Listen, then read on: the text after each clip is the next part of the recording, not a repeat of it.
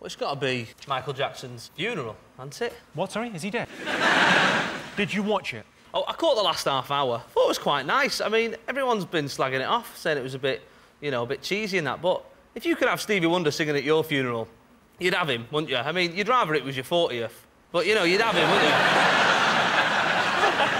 you? The weirdest thing was all the fans. There was, like, millions of fans dressed up like Michael Jackson. Now, can you imagine being at your nana's funeral, right? You're just coming out and everyone's dressed like her. You're like...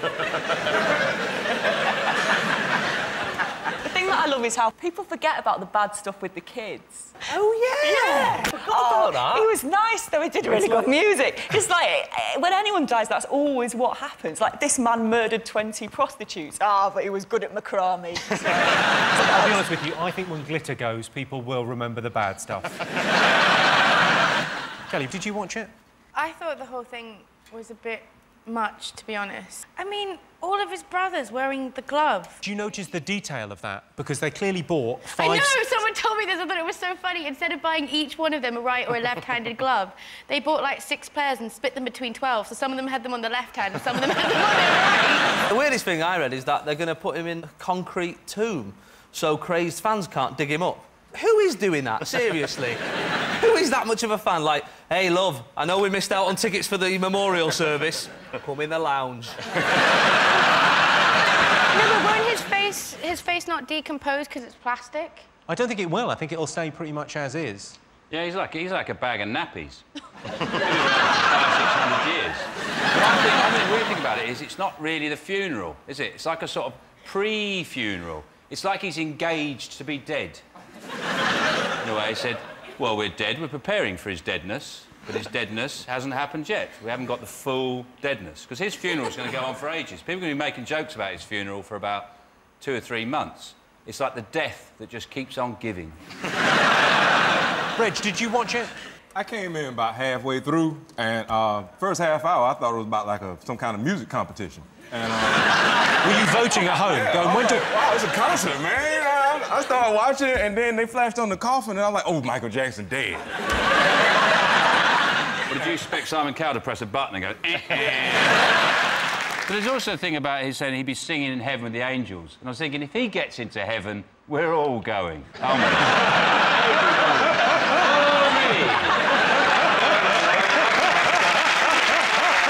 MI6. Was it MI5? I don't know. MI6. MI6 is foreign intelligence. MI5 is home. MI4 is like parks and waterways. And MI3 is clamping.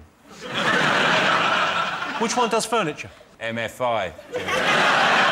Plinth thing in Trafalgar Square, you know, Anthony Gormley. I think it's the most ridiculous thing I've ever seen.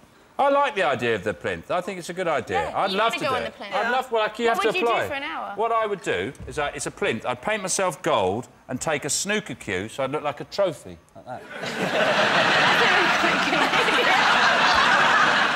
You could dress as a pigeon and shit on people's head from it, couldn't you? Catch a pigeon and on its head. Vengeance. How much do you want to bet that someone's going to get married on it? Hey? Some cliche where some people will get married on it. Oh, yeah, the old cliche, you know, the plinth in Trafalgar Square, where people get married how many times? Are they going to roll out that one? Jesus, Kelly. Sperm.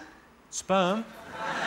Yeah. What have they been saying about sperm? That they can genetically make sperm in a test tube now. I don't see the point in it, really, because we were saying that before, there's not exactly a lack of it out there.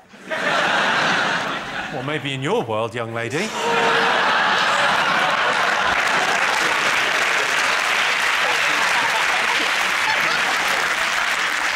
I basically they've cloned a human sperm, haven't they? But all they've got to do now is get it down to scale, because currently it's quite big.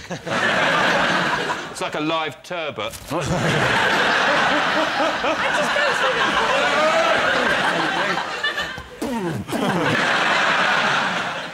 They also reckon that a lot of scientists don't believe they've done it and they want an expert to check it. Someone like Jordan, just to go... No,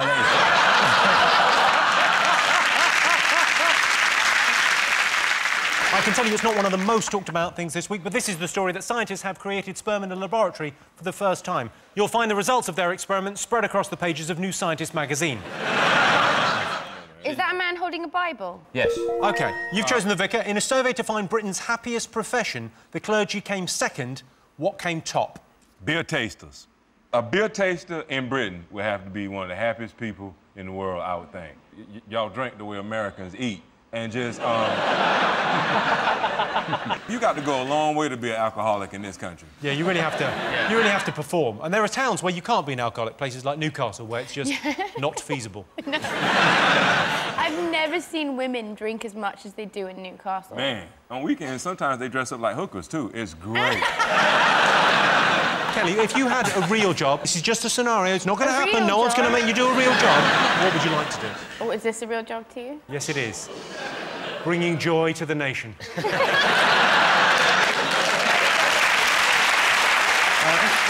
Jimmy, and not forgetting scaring any children who are watching. Get to bed, I'm coming to get you.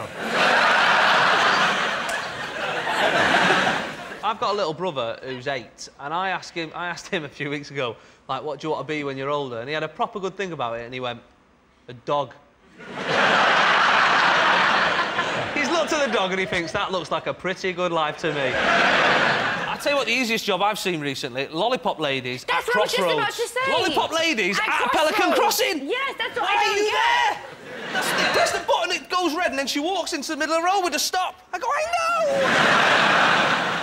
know! I'll give you a clue. You get to chat a lot if you do this job. Is it hairdressing? That's the right answer. Yeah. What? Yeah. Yes, Britain's happiest profession is hairdressing. If you want to know the difference between a hairdresser and a barber is a slightly older gay man from Cyprus. Most Brits have a hobby they're too embarrassed to tell their friends about. True or false? It's only posh people who have hobbies, really, isn't it? It must be train spotting has got to be the most embarrassing, hasn't it? You see, you do always feel a bit superior to those people who are train spotting. I get the train at Stockport and there's a bloke spotting trains and I'm like, well, I can do that, mate. That's a piece of piss. Why don't you go out to sea and try and spot them? You know, challenge yourself. That's the real skill. There are that many different kinds of trains. It's about the numbers on the trains as opposed to the model. So they look for numbers? Yeah. Or if they've got a big face on the front, you can tell if it's Thomas or Edward or Gordon. Do you know what my hobby is? What's your hobby, Sean? I like going up to people who've got those, you know, Sanskrit tattoos and get my Sanskrit English dictionary out. So, what do you think that says? It says, David. No, it doesn't. It says garage.